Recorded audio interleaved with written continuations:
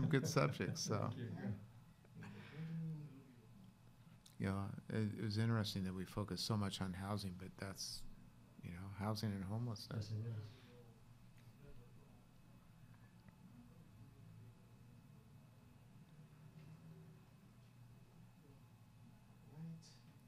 Should be starting shortly.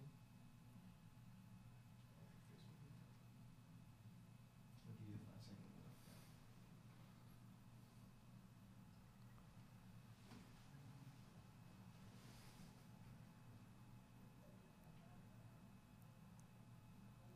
Welcome to this edition of Opinion Central. I'm John Diaz, the editorial page editor for the San Francisco Chronicle. With me is mayoral candidate Mark Leno. Mark, of course, has been a state senator, member of the Assembly, started with the Board of Supervisors in elective office. Welcome to the San Francisco Chronicle. And also with me is editorial writer Josh Golke. We just finished a meeting with the former senator as part of our endorsement process, and a number of subjects came up. And you were tough. Well, the issue of the day clearly was housing and homelessness.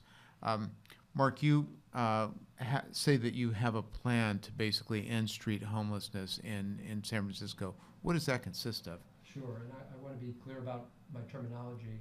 So we have approximately 7,500 homeless people in San Francisco, those without a home, who may be couch surfing, living in their truck or van, but about 3,500 of those are living on our streets at night.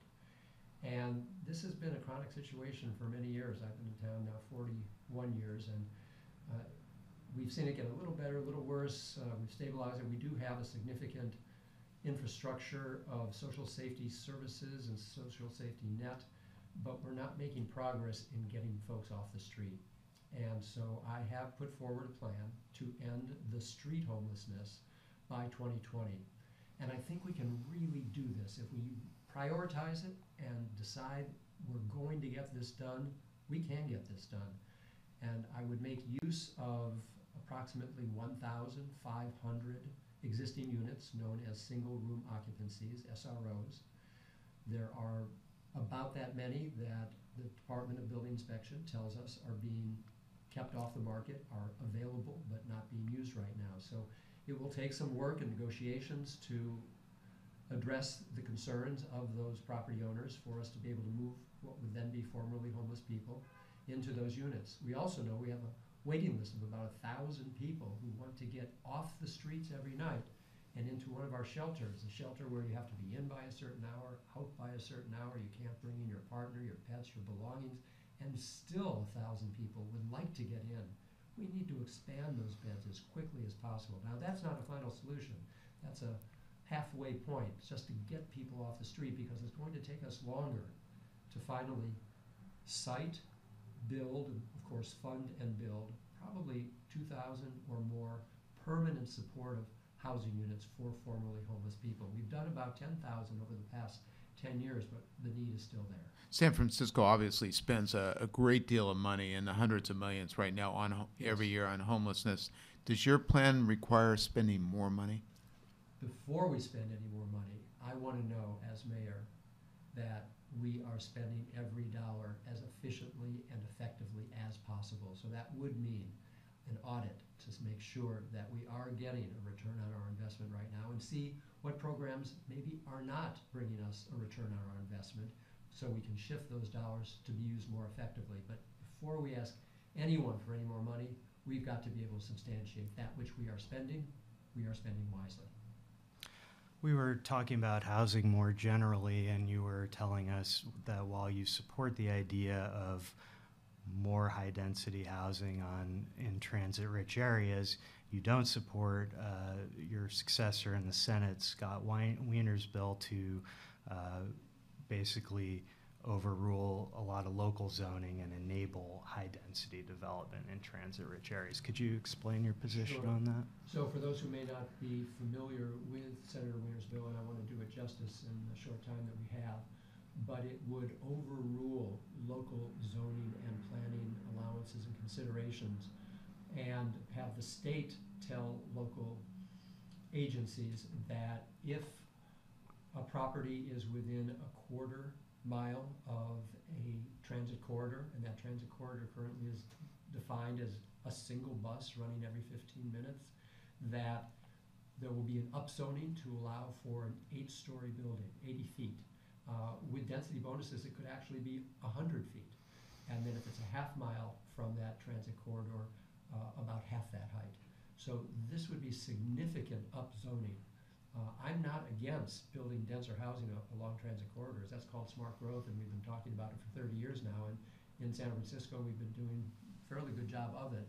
I think the senator is trying to address the fact that there are many cities across the state that are building almost no housing at all and no affordable housing at all.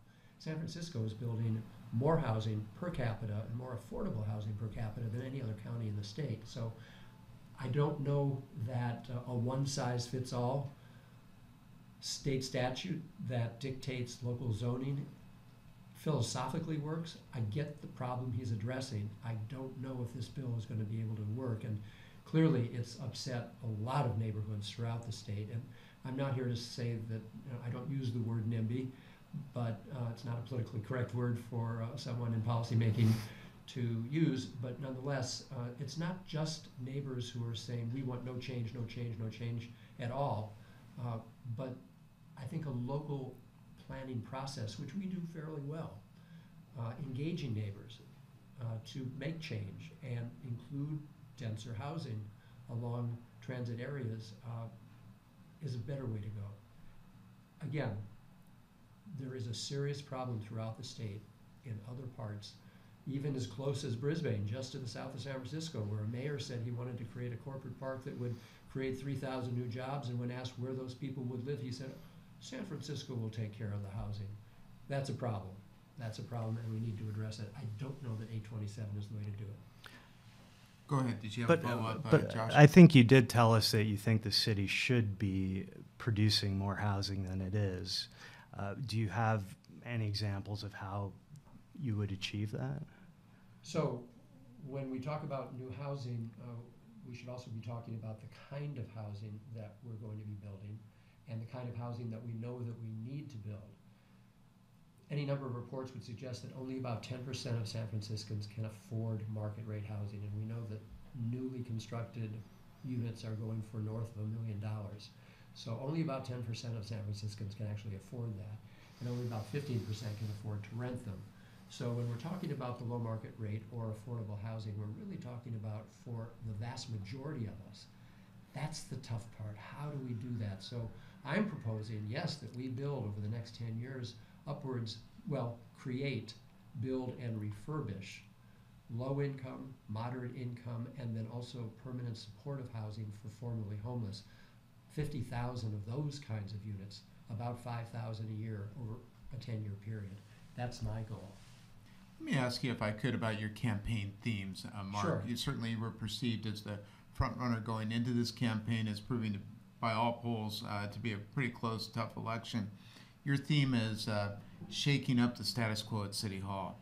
Now, your record as a legislator has been very effective at working within the status quo. Is this a personality change, or what? And is this where the city's at? What do you mean by shaking up the status quo? Maybe I got a transplant along the way. You never know. No, I'm the same guy that you've known the past 20 years that I've been in public office. Trust me on that, John. I don't know that shaking up City Hall is that foreign of an idea. I'm all over town in my campaign, and I'm talking with people, and people are stopping me on the street. And what I'm hearing from people is, first of all, they're good-spirited. They love San Francisco, and they want to know what they can do to make it better. But no one is telling me, yeah, the status quo is working for me. Everyone is on the verge of frustration, if not outrage. What became of our streets? Some people tell me, I'm not saying it, but some people tell me this place looks like a third world city. Doesn't look like San Francisco anymore. And the tent cities and the number of homeless, how did it get like this? And now all the auto burglaries, where's law enforcement? People are rightfully concerned. That's the status quo I believe we need to shake up. And we need to shake up the policymakers and the decision makers who have led us to where we are. Yes, I have been in public office for 18 of the past 20 years, but I've not been in city government for the past 16 years. So I've not been a part of where we are now. And so I will bring a fresh set of eyes and a different perspective and a commitment to changing the status quo for the better of the city. And I won't accept the status quo. We can do better. And everyone I talk to knows, yeah, we can do better. If I could just follow up, what does that culture change look like? What do you think is missing at City Hall that you would bring? Well, the way we do our budget, I won't get into too much of the details because I know we have limited time, but there's a way to make sure that out of a $10 billion budget, about half of that, $5 billion, is discretionary spending, means it doesn't have strings attached to federal and state money. 1% greater efficiency out of a $5 billion budget would be $50 million. 3% greater efficiency and effectiveness. If we could squeeze it out, that's $150 million. We can do a lot of good to address homelessness and crime on the streets and the mess on our streets with just spending $150 more efficiently. That's shaking things up. How I would choose commission members for all of the commissions that make decisions that affect our daily lives. Oftentimes they're political patronage. You know, if someone scratched my back, someone gave me a contribution, you want that position, it's yours. No. I would bring together a committee of folks from all the neighborhoods across town to say, give me suggestions of people, number one, who are qualified in the issue areas that they would be dealing with as a commissioner, and who would show up to work. We have a lot of commissioners who don't show up and we can't even get quorums. We can do better, John, and that's what I want to shake up and just get back to basics. Great. Well, thank you very much, Mark Leno, Josh Golke, our executive producer, Spencer Whitney. I'm John Diaz, and thank you for watching this edition of Opinion Central. Thank you, John.